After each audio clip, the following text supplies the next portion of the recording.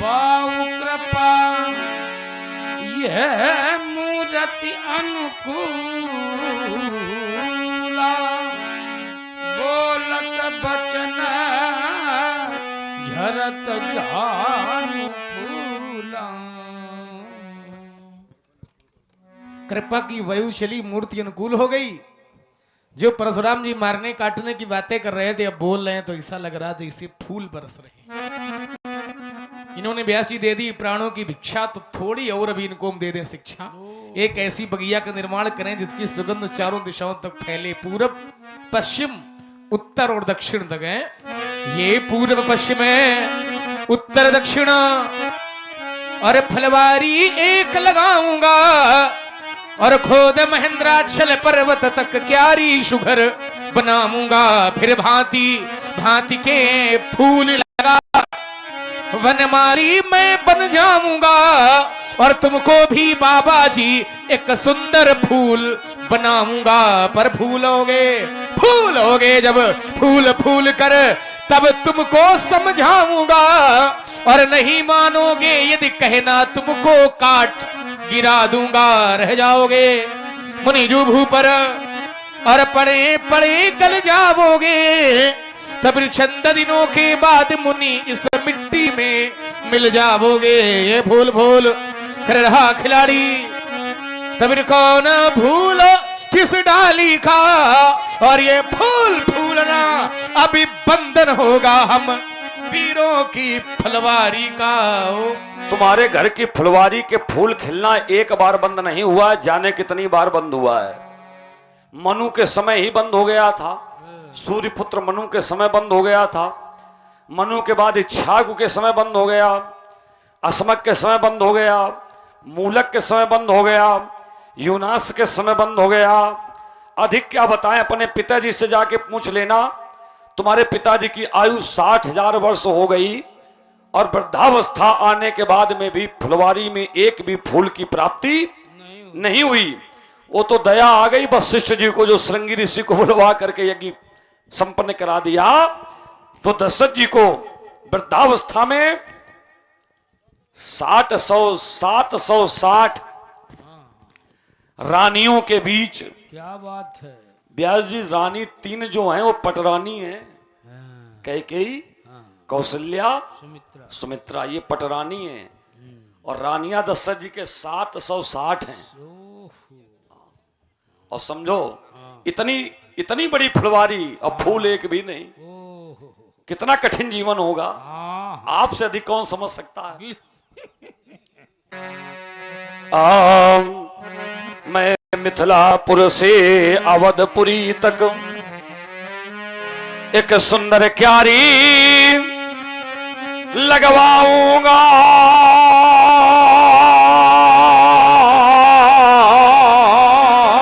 क्या बात है मुरारी जी। और उस क्यारी को लखन लाल नृप दशरथ से सिंचवाऊंगा। फिर कह के सुमित्रा कौशल्या से फूलों को तोड़वाऊंगा।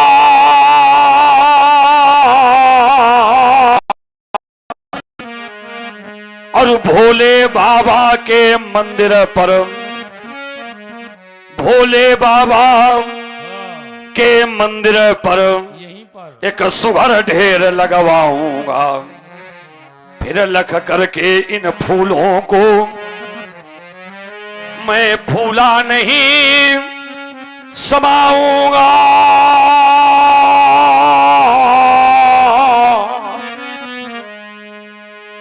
और ध्यान मगन हो प्रलयं करो, शंकर को खूब सजाऊंगा।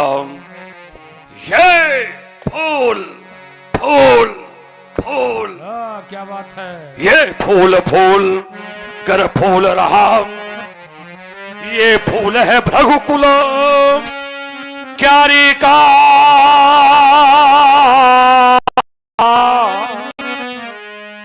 पर फूल फूलना बंद न होगा हम ऋषियों की फुलवारी का। लेकिन तुम कहते हो महाराज कि तुम्हारे यहाँ की फूल फूलना बगिया में बंद हो गए थे। देखो बंद हो गए थे लेकिन बंद होने वाले नहीं, क्योंकि कुछ समय पहले आपने ने बताया था कि अनरण ने ये श्राप दिया था रावण को कि सूर्य वंश में जो पैदा होगा वो ही तुम्हें मारेगा।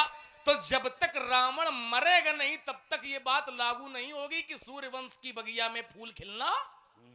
जब तक रावण मर जाए बात एक अलग की है, लेकिन श्राप चूंकि आपने बताया था दिया था कि रावण को सूर्य वंश में उत्पन्न होने वाला ही मारेगा। तो जब तक रावण मरेगा नहीं तब तक सूर्य वंश की बगिया पर कोई आंच अभी तक न आई है और न आएगी। और एक बात, ये तो रही श्राप की बात, एक वरदान भी हमारे वंश में किसी को मिला था।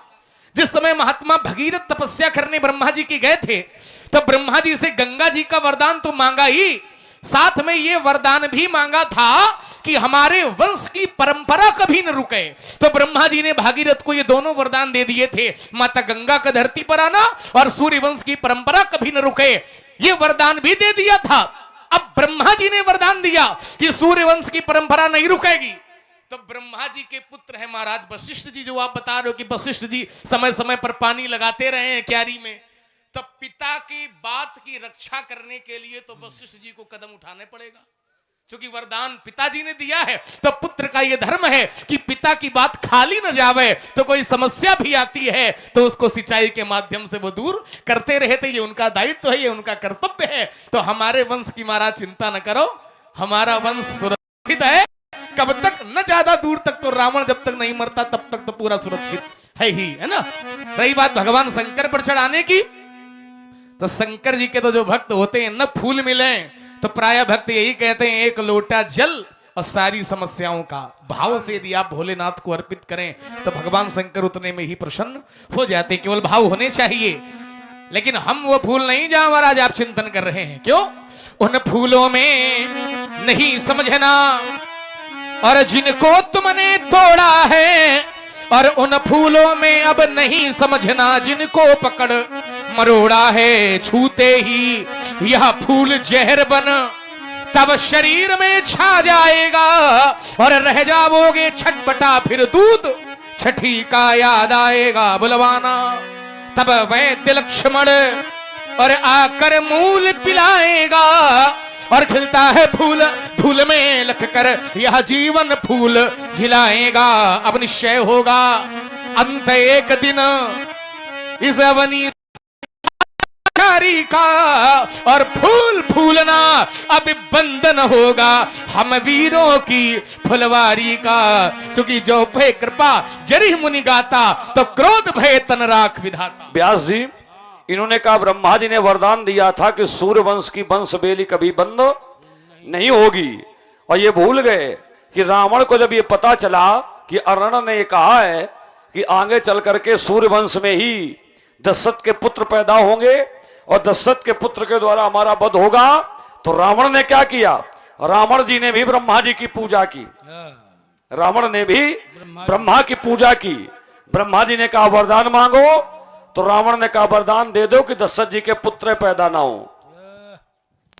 तो ब्रह्मा जी ने रावण को वरदान दे दिया कि जाओ दशरथ जी के पुत्र नहीं होंगे।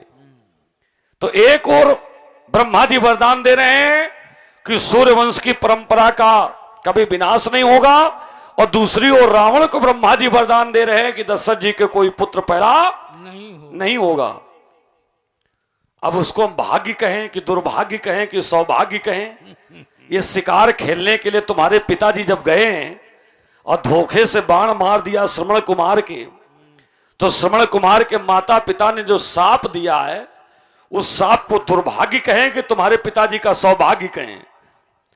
उन्होंने कहा कि जिस प्रकार से पुत्र वियोग में आज हम मर रहे हैं, इसी प्रकार से पुत्र वियोग में एक दिन तुम भी मरोगे। तो पुत्र वियोग में मरोगे, इसका तात्पर्य पुत्र होंगे तभी तो मरेंगे, पुत्र होंगे तभी तो मरेंगे। तो एक और ब्रह्मा जी का वरदान रावण को जो प्राप्त है, यदि वंश परंपरा में बाधक बन रहा, तो दूसरी ओर श्रवण कुमार के माता पिता का जो श्राप है वो कहीं ना कहीं पुत्र प्राप्ति होने का मार्ग प्रशस्त कर रहा है। अब इन दोनों परिस्थितियों के बीच में दशरथ जी हैं, दशरथ जी, ये निकलना बड़ा कठिन है। दशरथ जी वीर हो सकते हैं, धर्मव्रतधारी हो सकते हैं, लेकिन चल जाए ये दशरथ जी के लिए बड़ा कठिन है। इसलिए मानस में कहना पड़ा कि एक बार भूपति मन माही भय गलानि मोरे सुत नहीं। सुत नहीं। तब आगे जाकर के ब्राह्मणों ने उसका निर्वाह किया है, और तुम इस प्रकार का व्यवहार कर रहे हो, तो फिर हमें कहना पड़ रहा नृप दशरथ ने श्रम किया कठिन, जाने कितने मंदिरों के घंटे तोड़ डाले बजाते बजाते कि घर में लड़का हो जाए है? जाने कितनी मनौतियां मनाई, कहां कहां किस मंदिर में गए होंगे, पूछना जाकर आज घर में जब जाना है? नृप दशरथ ने श्रम किया कठिन, तब सुंदर पुष्प उगाए हैं, और 4 पुष्प फल रूपी सूची उस चक्रवर्ती ने पाए हैं। यदि फूल फूल के फूला तो, यदि फूल फूल फूला तो तेरी सारी फूल मिटा दूंगा। क्या बात है। अरे तेरी कोमल पंखुड़ियों को मैं नोच नोच बिखरा दूंगा। ये फूल फूल कर रहा फूल, ये फूल है रघुकुल क्यारी का,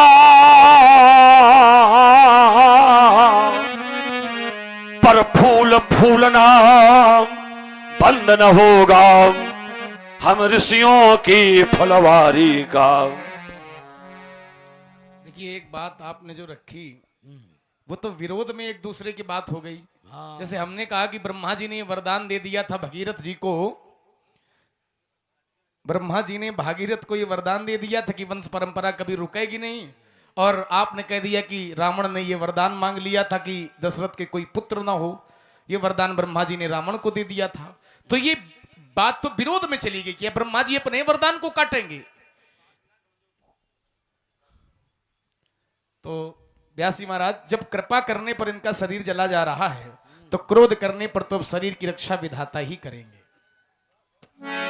बेगी करो किन आखिन होटा, देखत छोट खोट न पठोटा। बंधु कहे कट सम्मत तोरे, तू छल विनय करस कर जोरे, करी पर तो समोर संग्रामा ना है, तो छाण का आवो रामा, छल तज करी समर से द्रोही, बंधु सहित नत मारो तो ही पंजो चाप ताप पर बाढ़ा, अहमित मनहु जीत जग ठाढ़ा।